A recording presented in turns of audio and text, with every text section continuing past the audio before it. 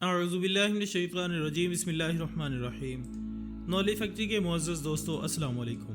ناظرین اکرام، چین جو اس وقت دنیا کی سپر پاورز کی فہرست میں شامل ہے، اس کے ایک عجیب و غریب فیصلے نے تمام دنیا کی توجہ حاصل کر رکھی ہے۔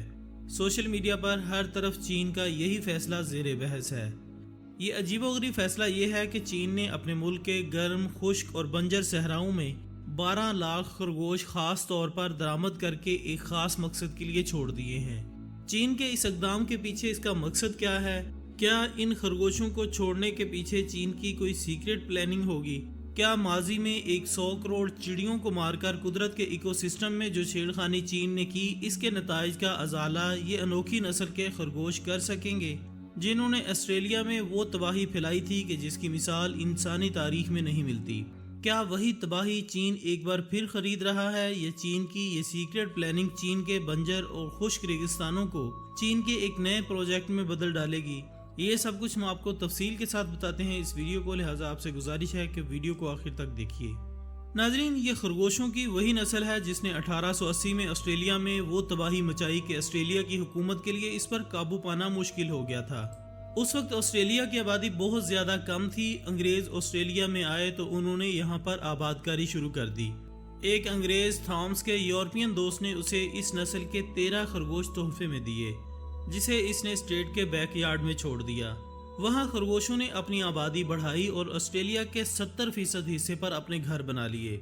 صرف 60 سال کے عرصے میں ان خرگوشوں کی آبادی 10 بلین تک پہنچ گئی، کیونکہ وہاں ان کا شکار کرنے والا کوئی بھی نہیں تھا۔ ان خرگوشوں نے آسٹریلیا کی ساری فصلیں تباہ و برباد کر ڈالی اور وہاں کی زمین سوائل میں تبدیل ہونے لگی، یہاں تک کہ یہ خرگوش رہائشی علاقوں میں بھی پہنچ گئے۔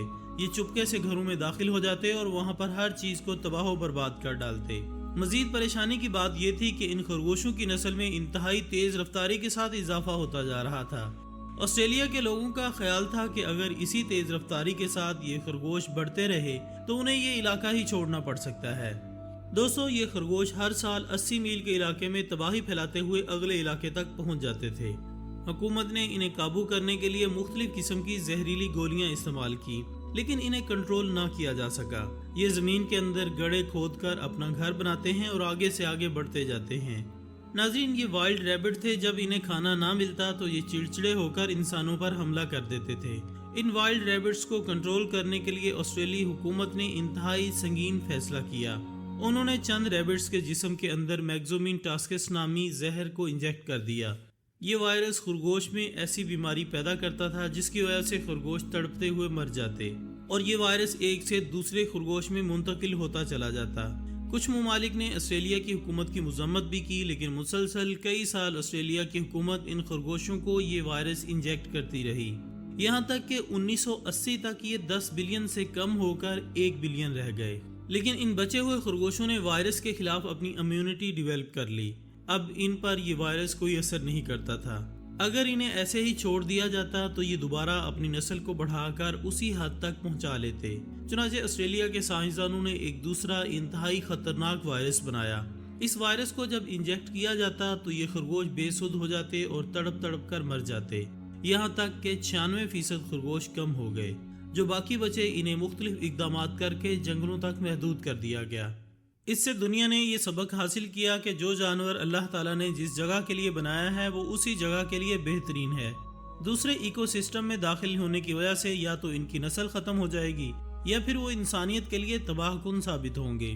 یہ تمام حقائق جاننے کے باوجود چین نے اسی غیر ملکی نسل کے 12 لاکھ خرگوش اپنے ریگستانوں میں لا کر چھوڑ دیے ہیں، جبکہ چین کے اپنے جنگلات میں ہر سال 99 ملین خرگوش پیدا ہوتے ہیں۔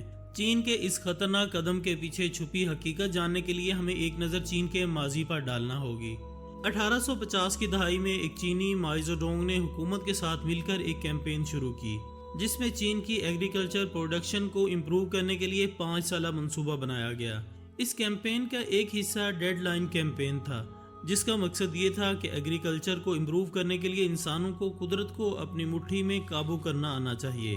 چینیوں کا خیال تھا کہ چڑیاں ہماری فصل کے 1 سے 2% حصے کو کھا جاتی ہیں۔ انہوں نے اپنی فصل کے اس حصے کو بچانے کے لیے چڑیوں کو مارنا شروع کر دیا۔ جہاں بھی کوئی چڑیا دکھائی دیتی اسے مار دیا جاتا۔ बेतहाशा चिड़ियां शिकार करके पकड़ी गईं। 100 करोड़ चिड़ियां इस मुहिम के दौरान चीनियों ने मार डाली। इसका नतीजा ये निकला कि इन चीनियों ने कुदरत के बनाए हुए इकोसिस्टम को मुकम्मल तौर पर बर्बाद कर डाला। ये चिड़ियां फसलों पर हमला करने वाले खतरनाक कीड़े मकोड़ों, चूहों और जहरीले इंसेक्ट से फसल की हिफाजत करती थीं। इन चिड़ियों का खत्म होने के बाद चीनियों की फसलों को इंसेक्ट्स, कीड़े मकोड़े और चूहों ने खाना शुरू कर दिया, जिन्हें खत्म करने के लिए इंतहाई जहरीले केमिकल्स फसलों पर छिड़के गए, जिसके नतीजे में 1.5 मिलियन चूहे और 200 बिलियन पाउंड्स इंसेक्ट्स मार दिए गए। लेकिन इन केमिकल्स ने डायरेक्ट फसलों को भी बहुत बुरी तरह मुतासिर किया। चीन के खेत खुश्क और बंजर हो गए और जंगलात सूख गए। इसी एक गलत फैसले की वजह से चीन की ज़मीन वीरान और बंजर हो चुकी है और यहाँ के खुश्क और तपते हुए रेगिस्तान मुसलसल फैलते जा रहे हैं और इनके रकबे में मुसलसल इजाफा होता जा रहा है। अब बारिशों में खतरनाक हद तक कमी वाक़ हो चुकी है, जिसकी वजह से ग्लोबल वार्मिंग अपनी इंतहा को पहुँच चुकी है। बारिशें ना होने की वजह से पानी की शदीद तरीन कमी हो चुकी है। देहातों के खुश्क बंजर सहराओं में बदलने की वजह से वहाँ के लोग शहरी इलाकों का रुख कर रहे हैं, जिसकी वजह से शहरी इलाकों की वादी में मुसलसल इजाफा होता जा रहा है, जो चीन की हुकूमत के लिए एक अलग दर्द-ए-सर बनता जा रहा है।